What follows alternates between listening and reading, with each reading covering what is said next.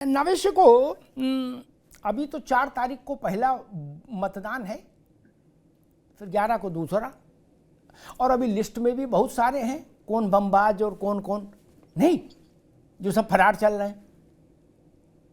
अभी जितने पटाखे छूटे उतने का इतना ताप है, और बीच में वोटिंग से पहले एक आध और आतिशबाजी हो गई तब। जी बिल्कुल, भाजपा के फेवर में जा सकता है माहौल। एक बात मैं बताना चाहता हूं, जो आपने बात कही कि अखिलेश यादव जी ने योगी जी को उकसाया और उकसाने के बाद में पूरा फायदा भाजपा का ही हुआ उनके पाले में, और ये गीत जो बना है, इस गीत के जरिए भाजपा ने अखिलेश यादव को उकसाने की कोशिश की है। और जब ये गीत बाजार में आया तो ये सूत्रों के हवाले से खबर है, तो अंदर ही अंदर अखिलेश की टीम बड़ी आक्रोशित होकर एक गीत वैसा ही बनाने लगी जैसा बीजेपी चाहती थी कि इसी का जवाब हमें दिया जाए और हमारा फायदा हो जाए। वो गीत कुछ इस तरह था कि इनको निपटाया है, उनको कब निपटाओगे, अधूरे मामले में नंदी को कब ये अगर जवाब समाजवादी पार्टी का बन के आ जाता तो फायदा बीजेपी का होता। यानी वो ये साबित करते कि एक इस मुद्दे को लेकर ये जा रहे हैं, लेकिन बड़े कूल होके कम से कम अखिलेश यादव जी ने ये सोचा कि उस मामले को हम काउंटर ना करके उससे ठंडे ठंडे मामलों को ले लेंगे। जनता जो अभी रोहित जी ने कही कि वो नाली खड़ंजा, लेकिन भाई सच्चाई यही है कि नाली खड़ंजे से मामला बनता नहीं, खासतौर से उत्तर प्रदेश में। हालांकि जरूरी है, चुनाव में यही मुद्दा होना चाहिए जो जरूरत है, लेकिन वही कि जो चल रहा है गीत, उसमें ट्रैक में फंसाने की कोशिश जरूर की है बीजेपी ने। और मैंने जो गीत की बुदाइश बताई है, ये अंदर से खबर आई है कि उनको कब निपटाओगे, नंदी को कब बुलाओगे, कब तक बहलाओगे, इस तरह का गाना बन रहा था, लेकिन उसको रोक लगा दी गई। जी रोहित जी, क्या आपको ऐसा लगता है कि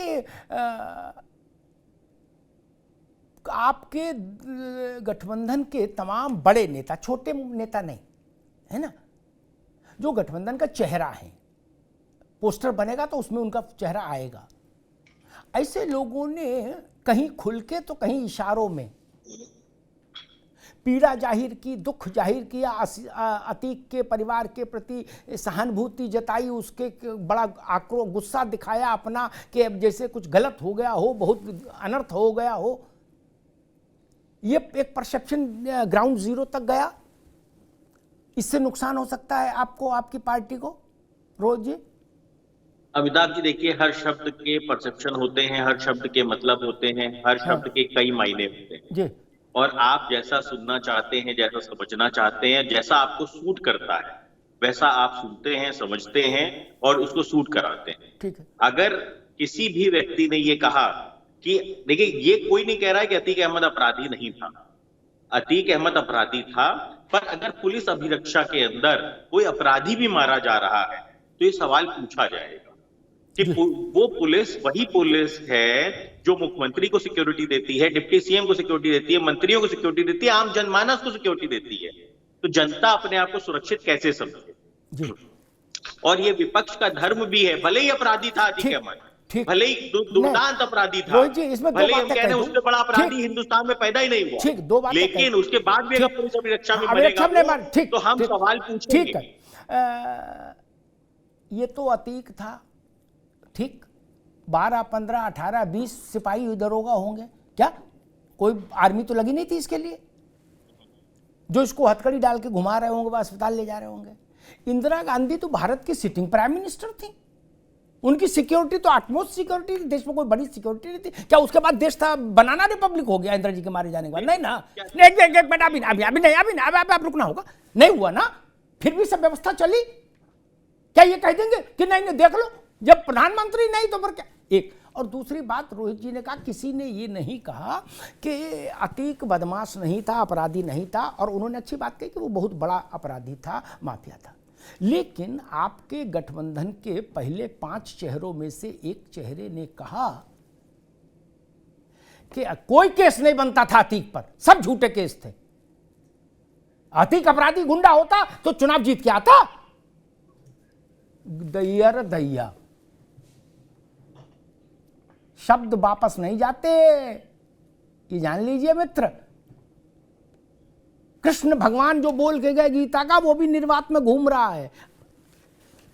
5000 साल पहले की कथा, अब तो फिर बात ही छोड़ दो। रोहित जी, ये सवाल तो उठेगा ना, किसी छोटे मोटे आदमी ने कहा होता, अनुराग भदौरिया बोले होते छोड़ देते, रोहित अग्रवाल बोले होते छोड़ देते, डिसोन कर देते, कहते भाई इनके बोलने से क्या होता, क्या ठीक बात। लेकिन जब वही बोल दिए हैं, जेठ बोल दें घर में कोई बात, तो फिर बचती है कोई? नाम भी ले दीजिए अमिताभ जी, फिर अब सब हम ही से कराओगे तो फिर आप लोग क्या करोगे भैया? सब हम ही से। नहीं, मैसेज तो जाना चाहिए ना ऊपर तक। मैं बोल चुका हूं, नाम भी बता चुका हूं इसी मंच पर। जब शब्द इस्तेमाल कभी मरते नहीं तो नाम भी बोल दीजिए। सबको पता है, सबको पता है शब्द किसके हैं ये। मैं तो शब्द इन्वर्टेड कॉमा में उद्धृत कर दिया ना। फर्क है ना परसेप्शन का, इसलिए परसेप्शन का वही तो फर्क है। नहीं, पर देखिए होता क्या है, दो तरह के लोग राजनीति में आपको नुकसान पहुंचाते हैं। एक वो लोग party, across the party line बोल रहा हूं, मेरी बात से प्रशांत भी सहमत होंगे, नवेश शिको भी, उमेश भी और रोहित आप भी। एक पार्टी लाइंस के खिलाफ जाके आड़ा तिरछा बोल दो, क्या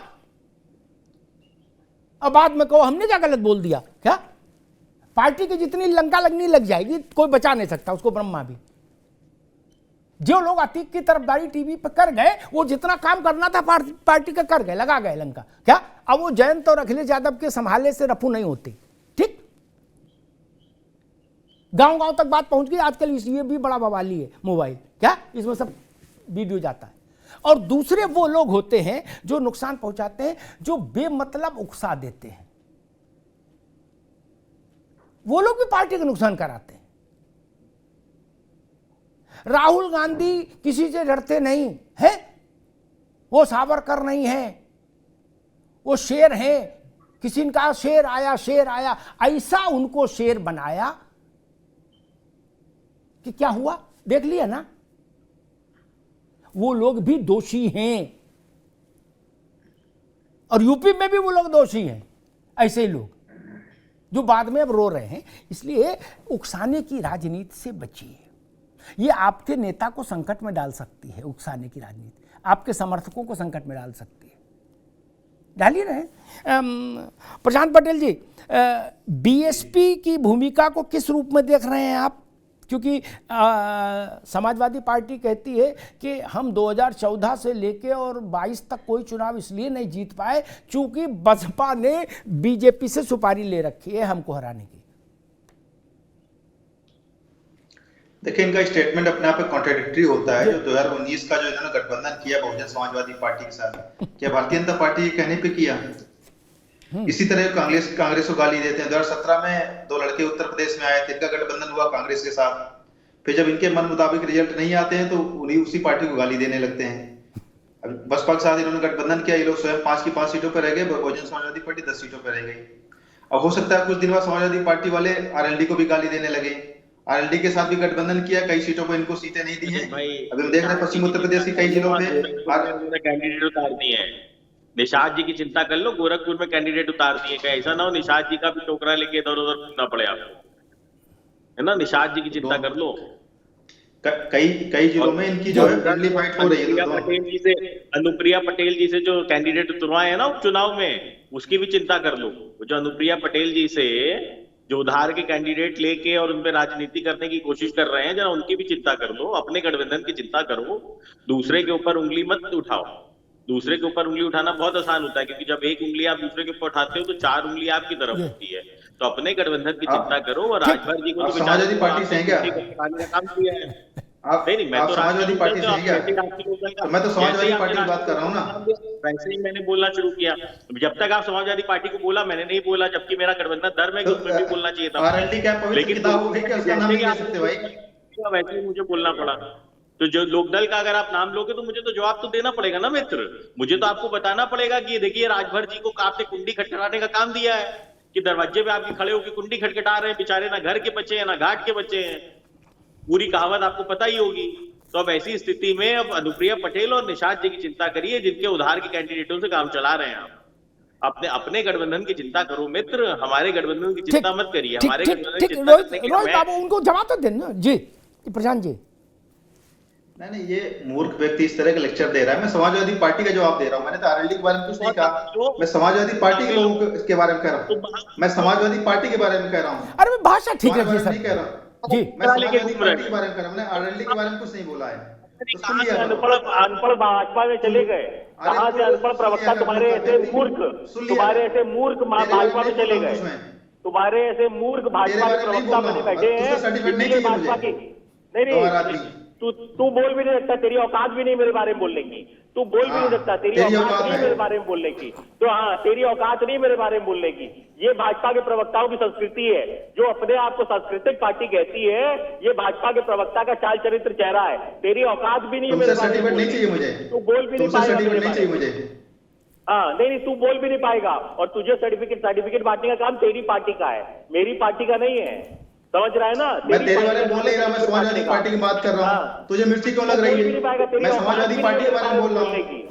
तुम्हारी हैसियत ही नहीं, क्या बोलूं? तेरी औकात है ना, तेरी हैसियत तुम लोग उधार की पार्टी स्वयं हो, तुम्हारी औकात नहीं एक लोकसभा राज्यसभा जीत पाने की, एक लोकसभा राज्यसभा जीत पाने की हैसियत है नहीं। मैं तो समाजवादी पार्टी बोला, हमारी भी अच्छी पार्टी समाजवादी पार्टी है। तुम्हारे ऊपर मैं समय व्यर्थ करना भी नहीं चाहता हूँ, तुम्हारे ऊपर मैं समय व्यर्थ करना ही नहीं चाहता हूँ। ठीक है भैया भाई, दोनों लोग रुकिए अभी, दोनों को रोकिए, प्रशांत पटेल को भी और रोहित अग्रवाल को भी। उमेश यादव, एक चर्चा आ रही है उधार के कैंडिडेट सब एक दूसरे को बताते हैं, और मेरा इसमें तजुर्बा ये कहता है कि सारी बड़ी पार्टियां चुनाव के समय कुछ उधार के कैंडिडेट जरूर रखती हैं अपने साथ। ये कोई नया चलन है क्या? मैं तो जब से पत्रकारिता कर रहा हूं, चुनाव के 15 दिन के खेल में बहुत होता है। विधानसभा के चुनाव में भी हमने देखा था, कई भाजपा के नेता सपा में गए थे, सपा के भाजपा में आए थे, बसपा वाले छोड़ के गए थे। उमेश यादव जी, नहीं, ये अमिताभ जी, जब ये चुनाव आते हैं तो मतलब ये पाले बदलने का काम होता है, और ये हर दल के लोग जो स्थानीय स्तर पर मजबूत प्रत्याशी और मजबूत नेता जो जनप्रतिनिधि होते हैं, उन पर निगाहें लगाए रखते हैं। और वो जो स्थानीय जनप्रतिनिधि है, वो भी अपनी सुविधा के हिसाब से लाभ हानि, सत्ता विपक्ष, जातीय समीकरण सब कुछ देखकर इधर उधर पाले बदल जाते हैं, और कबड्डी के खेल में हु तू होता रहता है। आदरणीय अमिताभ जी, अभी आपका प्रश्न, पहला प्रश्न जो मुझसे था वो कानून व्यवस्था पे था, और मैंने उसी का उत्तर दिया। अब उसमें रोहित भाई को यह तकलीफ है कि मेरे पीछे जो बैनर लगा है भारतीय जनता पार्टी का नहीं है। रोहित भाई, आप आइएगा किसी दिन, मैं आपको एड्रेस अपना व्हाट्सएप कर दूंगा, चाय पिलाऊंगा घर पे, और दोनों तरफ का भाड़ा भी दूंगा आने जाने का। ये जो हमारा बैनर लगा है स्वयं भारतीय समाज पार्टी का है, थोड़ा सा निगाह साफ रखिए, हो सकता है बढ़ती उम्र का तगाजा हो। मैं अभी आपसे काफी छोटा हूँ, तो ये जो आपकी निगाहों का भ्रम है, ये मत भ्रम है या बुद्धि भ्रम है या निगाह भ्रम है, अल्लाह मालिक ईश्वर मालिक हमें नहीं पता, लेकिन हम स्वयं भारतीय समाज पार्टी की तरफ से बैठे हैं और उसी पार्टी की तरफ से आपसे बात कर रहे हैं। और रोहित भाई, आपकी कुंडली का मंगल बहुत भारी है, बड़ा क्रोध आता है आपको, एकदम तू तड़क से उतर आते हैं, पूरी अव्यवस्था फैला देते हैं, घर से लड़के आए हैं कि बच्चों से लड़े हैं कि पत्नी से, अल्लाह मालिक। लेकिन भैया ऐसा मत करिए। ठीक है उमेश बाबू, ठीक है रोहित बाबू, ठीक है नावेशी को, ठीक है भाई नावेशी को, आप इस धारणा से सहमत हैं कि ये चुनाव योगी वर्सेस अखिलेश, इसमें पार्टियां पीछे हैं और दो पर्सनालिटीज के बीच का युद्ध है? नावेशी को जी बिल्कुल, लेकिन सवाल इस बात का है कि योगी वर्सेस अखिलेश में योगी के पास में एक बहुत ज्वलंत मुद्दा है, उनकी परफॉर्मेंस है। पर मैं ये नहीं कह रहा हूं कि परफॉर्मेंस बिल्कुल परफेक्ट है, वो भी मैं व्यक्तिगत तौर से मानता हूं वो अधूरी है, क्योंकि एक माफिया मारा जाता है जी, उसकी खुशी नहीं है। जी, ये बात जमीन पे नजर आ रहा है, योगी को शाबाशी दी जा रही है, और जो उनका एक मूड है, जो उनका सिलसिला है, उसको उनको कहीं ना कहीं वो अपर है इस मामले को लेकर, ये बात सही है। और इसीलिए भाजपा ने ये तय किया है कि मुख्य रूप से हम क्राइम के खिलाफ, माफियाओं के खिलाफ, आतंकवाद के खिलाफ और सुरक्षा को लेकर, जिसको लेकर लगातार भारतीय जनता पार्टी हर चुनाव जीतती रही, खासतौर से उत्तर प्रदेश में। पश्चिम से यह सिलसिला शुरू होता है और पश्चिम में ही कहीं ना कहीं यह मुद्दा उठता है और पूरे प्रदेश में और फिर पूरे देश में फैल जाता है कि जो माफियागिरी है, जो गुंडागिरी है, जिनको पाला गया, पिछली सरकारों में पाला गया, वो इतने बड़े हो गए हैं कि योगी सरकार के बाद भी दाएं दाएं दाएं अभी भी करते हैं इस, और अब उनको इस बात को लेकर जब ललकार रहे योगी आदित्यनाथ जी, तो जनता इसको सराह रही है, इस बात को कहना पड़ेगा। लेकिन अखिलेश यादव बड़े नेता हैं, बहुत मुखर नेता हैं, बड़ा जनाधार है, लेकिन मुझे नहीं लग रहा है कि योगी के इस मुद्दे के आगे उनके पास कोई ऐसा मुद्दा है। अगर वो नाली और खड़ंजे की बात करेंगे, मुझे तो लगता है कि ये करना चाहिए। सबको लगता होगा कि चुनाव इसी का है, पानी का है, बिजली का है, ट्रैफिक का है, सड़क का है, टूटी नाली का है। लेकिन अगर अखिलेश यादव ये लेके चलेंगे तो मुझे नहीं लगता है कि योगी के 19 भी हो पाएंगे, योगी के 10-12 पे अटक जाएंगे। और अगर वो जनगणना की बात कह रहे थे जातिगत, उस बात को वो उभार नहीं पाए, ये सच है। जी, ठीक बात है।